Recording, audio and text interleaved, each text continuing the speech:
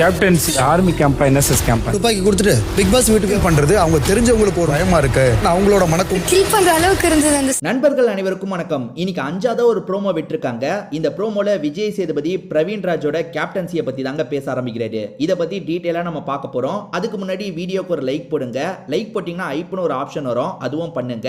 அப்பதான் உங்களை மாதிரி பார்க்குற நிறைய பேர்கிட்ட இந்த வீடியோ கொண்டு போய் சேர்க்கப்படும். அதே மாதிரி சப்ஸ்கிரைப் பண்ணாம நிறைய பேர் பார்க்குறீங்க, சப்ஸ்கிரைபும் பண்ணிக்கோங்க.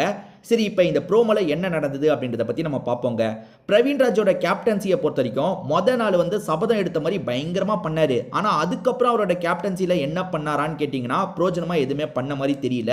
ஸோ விஜய் சேதுபதி எப்படி ஆரம்பிக்கிறாரு தெரியுமா? அவர் அந்த ஆர்மி மேன் மாதிரி நின்னாரு பார்த்தீங்களா, அந்த மாதிரி நிற்கிறாரு. நின்றுட்டு இந்த வாரம் கேப்டன்சி எப்படி இருந்தது அப்படின்ற மாதிரி கேட்குறாரு. அதாவது நீங்கள் வந்து ஒரு ஆர்மி கேம்ப் எப்படி இருக்குமோ அந்த மாதிரி நான் பண்ணுவேன்னு சொன்னீங்க. ஆனால் அது என்சிசி கேம்ப் மாதிரி கூட இல்லைன்ற மாதிரி விஜய் சேதுபதி முதல்லயே வந்து கேப்டன்சி சரியில்லைன்றதா சொல்லிடுறாரு. இதை தாண்டி இங்க இருக்க எல்லார்கிட்டையும் பிரவீன் ராஜோட கேப்டன்சி எப்படி இருந்ததுன்னு கேட்கிறாரு போல. ஒவ்வொருத்தருமே அவங்களோட கருத்தை சொல்ல ஆரம்பிக்கிறாங்க. கானா வினோத் என்ன சொல்றாருன்னா, சார் இவர் ஆர்மி கேம்ப் மாதிரி அப்படி இப்படின்னு சொன்னார்ல, அது மூலியமா சூப்பர் டீலக்ஸ்க்கு ஒரு 7 துப்பாக்கியும் இந்த சைடுல இருக்கவங்களுக்கு ஒரு 7 துப்பாக்கியும் தந்து போராட்டத்துக்கு கூட அனுப்பிடுவாருன்ற மாதிரிலாம் யோசிச்சோம். ஆனா அந்த மாதிரிலாம் எதுவுமே நடக்கல அப்படின்ற மாதிரி சொல்றாரு. அப்ப துப்பாக்கி வேலை செய்யலன்னு சொல்றீங்க அப்படிதானே அப்படின்ற மாதிரி விஜய் சேதுபதி கேட்கிறாரு. சோ திரும்ப திரும்ப பிரவீன் ராஜோட கேப்டன்சி சரியில்லைன்றதை விஜய் சேதுபதி அட்ரஸ் பண்ணிக்கிட்டே இருக்காரு. இதை தாண்டி பிரவீன் ராஜோட கேப்டன்சில ஸ்டார்டிங்ல இருந்தே திவாகருக்கு உடன்பாடு இல்லைல்ல. இப்ப திவாகர் எந்திரிச்சு சொல்ல ஆரம்பிக்கிறாரு. அது என்னன்னா, அவருக்கு வேண்டியவங்களுக்குனா வேற மாதிரி ஒரு விஷயத்தை அணுகுறாரு, அவங்களுக்கு வேண்டியவங்க இல்லைன்னா வேற மாதிரி அணுகுறாரு. அதே மாதிரி வந்து இந்த வியானா பொண்ணை வந்து முறைச்செல்லாம் பார்த்துருக்காரு. வியானா ஆதங்கப்பட்டு சில விஷயங்களை சொன்னாங்க அப்படின்ற மாதிரி சொல்லிட்டாரு. ஸோ இது நடந்துட்டு இருக்கும் போது வியானாவே எந்திரிச்சு பேச ஆரம்பிக்கிறாங்க. என்ன சொல்றாங்கன்னா, அவர் பார்க்கறதே வந்து கொல்ற மாதிரி இருக்கு, அதாவது ஒருத்தரை கில் பண்ற மாதிரி அவர் முறைச்சு பார்க்குற மாதிரி எனக்கு தோணுச்சு அப்படின்ற மாதிரிலாம் சொல்றாங்க. இவங்க 3 பேர் சொல்ற கருத்தை மட்டும் தான் காட்டுறாங்க. அதாவது கானா வினோத் அந்த அளவுக்கு சரியில்லை, அவர் பயங்கரமா பண்ண போறாருன்ற மாதிரி எதிர்பார்த்தோம், அந்த அளவுக்கு இல்லைன்னு சொல்றாரு. திவாகரை பொறுத்த வரைக்கும் அவர் வந்து பார்ஷியாலிட்டி பார்க்குறாரு. அவர் கேப்டன்சியா இருக்கும் போது ஒருத்தங்களுக்கு ஒரு மாதிரியும் இன்னொருத்தங்களுக்கு வேற மாதிரியும் நடந்துக்கிறாருன்னு சொல்றாரு. வியானாவை பொறுத்த வரைக்கும் வந்து ஏற்கனவே சொன்னது தான், அதாவது நீங்க பார்க்கறது எனக்கு பிடிக்கல, ஒரு மாதிரி என்ன மட்டும் முறைச்சு பார்க்குறீங்கன்ற மாதிரி சொன்னாங்க.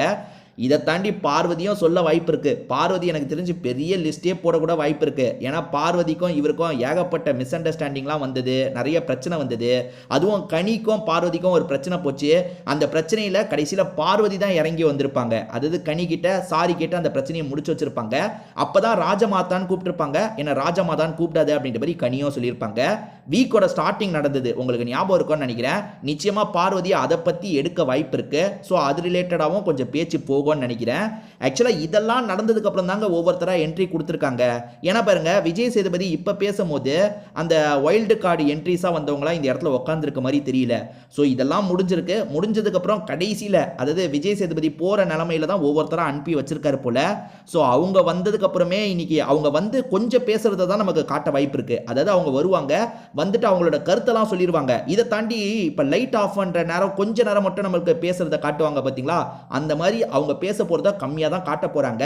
ஆனால் நாளைக்கு மொதல் ப்ரோமோல இருந்து அவங்கள வச்சு தாங்க ஃபுல் ஆட்டமே போக போகுது. நாளைக்கு வேணா பாருங்க, 3 ப்ரோமோ வரப்போதில்ல. பார்வதி கோட்டாவெல்லாம் தள்ளி வச்சிருவாங்க. பார்வதி எதிர்க்க ஆள வேணா வருவாங்க. ஆனால் மெயினாக அந்த 4 பேரை வச்சு தான் ப்ரோமோவே இருக்கும். அந்த 4 பேருக்கு 4 பேருமே மற்றவங்களை அட்டாக் பண்ணுற மாதிரி ப்ரோமோ விடுவாங்க. அதில் பார்வதி எதிர்க்க மாதிரி வேணா வரலாம். ஏன்னா 4 பேருமே பார்வதி அட்டாக் பண்ண வாய்ப்பு இருக்கு.